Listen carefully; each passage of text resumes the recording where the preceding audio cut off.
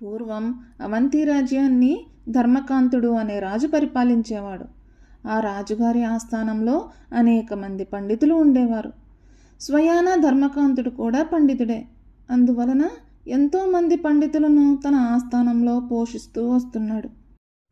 ఇలా ఉండగా ఒకరోజు పొరుగు రాజ్యమైన విదర్భ నుండి కైలాసభట్టు అనే పండితుడు వచ్చి తాను ఒక విచిత్రమైన సమస్యను ఇస్తున్నానని, దాని అర్థం చెప్తే తాను వారికి సంపాదించిన ధనాన్ని అంతా ఇస్తానని, లేని పక్షంలో రాజుగారు తన ఆస్థానంలోని పండితులను అందరినీ తొలగించి తను అక్కడినే ఆ ఆస్థాన పండితుడిగా గుర్తించాలని సవాలు విసిరాడు.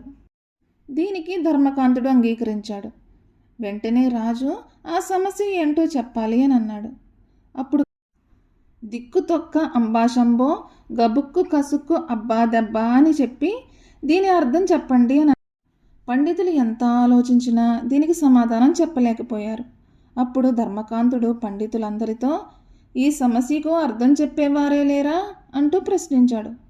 అప్పుడు రామశాస్త్రి అనే పండితుడు లేచి, ప్రభు, ఈ సమస్య వింతగా ఉంది. ఎన్నడూ దీనిని వినలేదు, కనలేదు. ఇది కొత్తగా విచిత్రంగా ఉంది. కావున దీని అర్థం చెప్పాలంటే 2 రోజుల వ్యవధి కావాలి అని అన్నాడు. అందుకు రాజు కైలాసభట్టు వైపు చూశాడు. కైలాసభట్టు దానికి తలాడించి, మహారాజా, 2 రోజులేంటి, వారం రోజులైనా పర్వాలేదు. ఈ సమస్యకు అర్థం చెప్పమనండి, లేదా ఓటమిని అంగీకరించమనండి అని అన్నాడు. అంతటితో రాజు ఆనాటి సభ ఇంటికి వెళ్ళిన రామశాస్త్రి ఆ సమస్య గురించి తీవ్రంగా ఆలోచించాడు. ఎంత ఆలోచించినా సమాధానం తట్టలేదు.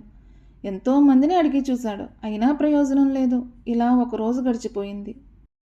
2వ రోజు ఉదయం రామశాస్త్రి రాజసభకు వస్తున్నాడు. ఇంతలో ఒక దృశ్యం చూశాడు.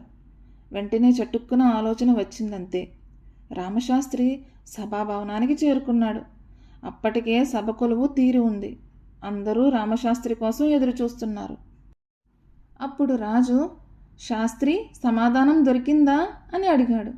అప్పుడు రామశాస్త్రి లేచి, మహారాజా, దాని అర్థం నాకు తెలిసింది, చెప్తాను వినండి. ఒక శివభక్తుడు దిక్కులు చూస్తూ నడుస్తున్నాడు. ఇంతలో దారిలో పడవేసిన అరటిపండు తొక్క మీద తన కాలు వేశాడు. వెంటనే జర్రును జారి ఒక ఆవుపై పడ్డాడు. అది అంబా అని అరిచింది.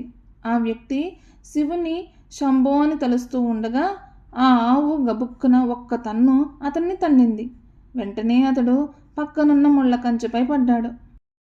ఆ ముళ్ళ కంచెలోని ముళ్ళు కసుక్కున అతని శరీరంలోకి దిగాయి.